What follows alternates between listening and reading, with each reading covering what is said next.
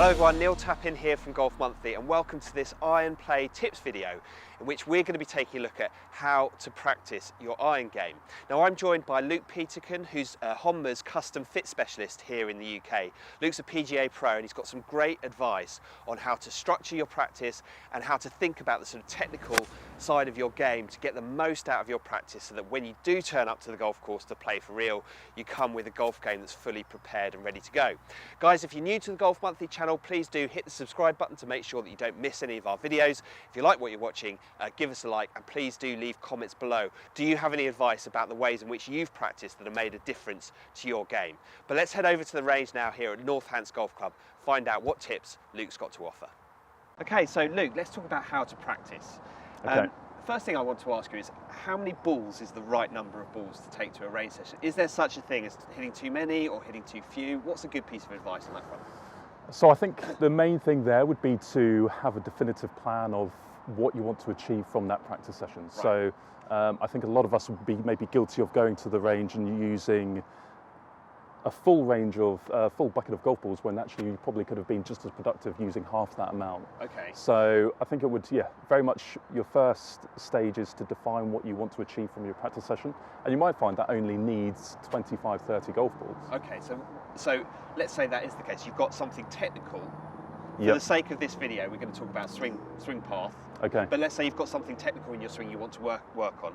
How do you work that into the other elements that you might want to have in a practice session? So you might want to work with the basics, you obviously need to warm up, you might want to do a bit of kind of target practice, get yourself ready for the golf course. Yeah. How do you sort of work on those technical elements within a bigger practice session? So I like to, again, I've mixed that up in my past alone. So I would have a practice session where I'd think, okay, I'll use maybe 5 to 10 of my golf balls just to warm up, get nice and loose. But then the remainder will be just to work on that technical piece of swing that I'll be working on. But then on the other hand, say I've got a big tournament coming up or a medal or something important, I might distribute a few of those golf balls for the technical side. Then I'll move on to maybe just forgetting about that entirely, working on some different targets where I don't think about my technical swing or my new thing that I'm trying to work on. Then I'll go back to my technical side. So I mix it up quite a lot if I've got a big game coming up. So then you're not losing. Yeah. I was going to say, what's the danger? The danger is then you become too focused on that one technical swing thought to the detriment. How does that harm your game? I think to the point then suddenly you get onto the golf course and you're thinking, okay, so I need to be here and then I need to be doing this on the way back, when actually on the golf course you very much want to be in the mode of, okay, that's my target, this is my lie, these are the conditions. So you're thinking very much about what's going on out there. Yes. So you're outside of here. I think that's when we tend to play our best. Yes. So when we're not so kind of focused inside about what we're doing. Yes. I think for the majority, I mean, you might find that there's the odd golfer that could be the other way, but I think for the majority of us, it's much better to be much more focused on what's out there. So get to the range with a very clear plan, make sure that you warm up properly, and then if you have something technical in your game, know exactly what drills and how you want to work on that technique thing. Now, for the sake of this video, as I mentioned before, I want to focus on swing path, because I think it's something that it doesn't matter whether you're a scratch handicapper or you're just starting out in the game, it's a good thing to kind of get in the mode of working on your swing path and getting it right. Like what's a good way to work on that in your practice routine? So I would say, let's say if your tendency is to be very much out to win, so we're going to a target down there, so I would place a couple of head covers. So something physical is often a good way to force you to change something in your technique. So we've placed 2 objects here, we're hitting that way. Say you're a golfer who very much is a bit more out to win this, where you see a big left to right shape in your golf ball. Putting something like 2 objects either side of your golf ball like this can be a good way to try and get away from that. Right, okay. So the basic idea here is just to try and hit your golf ball to your target, but avoiding these head covers on the way down. Good shot. I don't know what your target was, but I presume it was a good shot. Straight at it, Neil. Straight at it, of course. And then, so what you'd want to try and do then, so there's a big gap between these 2 head covers. So once you start to feel more and more confident, you can start to edge these head covers nearer and nearer and nearer. So then it basically makes that a lot harder. So if I try and do the same thing here. Great. So, and most golfers would be I guess anyone who's struggling with a slice or a pull is likely to be coming over the top, likely to be coming out to in. Yeah, so then you'd end up hitting or knocking these head covers on the way down, probably hit them down the driving range, but then you'd be at least aware of exactly what you're doing. Yeah. And you could swap it around. So if you're someone who's too much maybe from the inside, so you come too much here and you suffer from too many blocks or hooks, you could swap those head covers around, Move them around. work it the other way.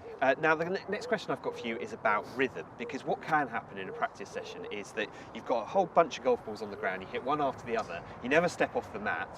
Yeah. How do you make sure that that every ball is as valuable as the one that went before it, and that you don't start rushing, and because it's a mistake that we all make, isn't it? Yeah.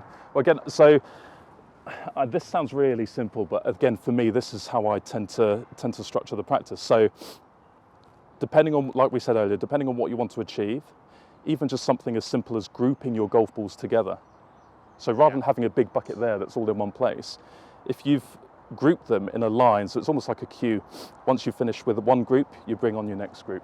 And then each group, you've got a definitive idea of what you want to achieve from that grouping of golf balls. Yes. And I think that gets you away from the pull, hit, pull, hit, pull, hit. And are you a fan of having clubs laid down for alignment and ball position throughout the routine, at the start of the routine, at no point in the routine? What's your sort of take on that? Again, a mixture. I think it's nice to have that for sure. I think, again, what we see all too often is maybe stepping onto a driving range and then just going straight at pull, hitting and hitting your golf balls without even identifying a target line. Yeah. I think that happens all too easily. So for sure, having something there as a guide is important. And then, like we said earlier, if you find that you need a few shots just to get away from not thinking about it too much and just be a bit more target orientated, Yes. then that's where you can take everything away and just focus on that. Well, that leads nicely onto the final point, which is what you were talking about there, being target orientated. So it does always make sense to finish a range session once you've got that technical part, once you feel like you've started to ingrain some of those technical thoughts that you're going for, to become a little bit more target orientated. Why is that so important?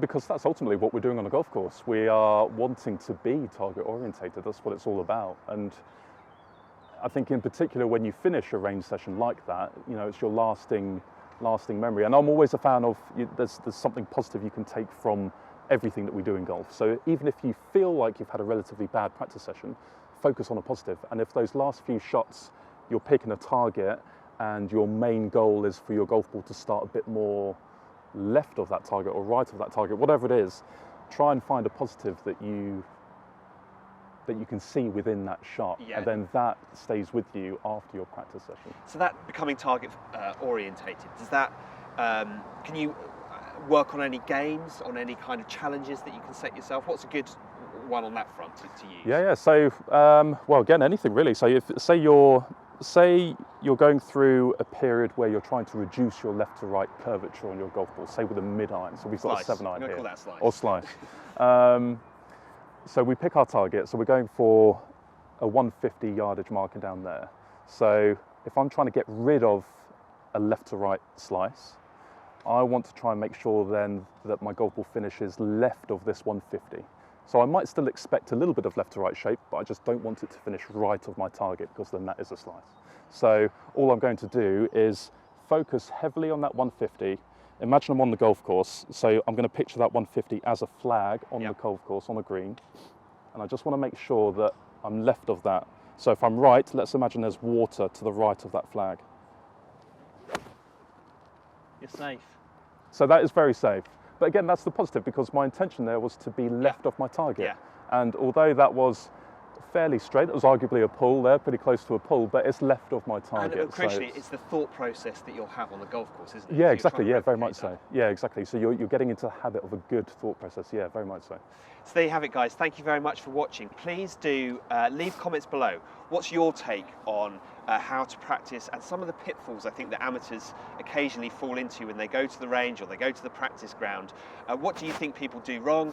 What's worked for you in your game? We'd be really interested to hear your thoughts. But thanks for watching, and we'll see you next time.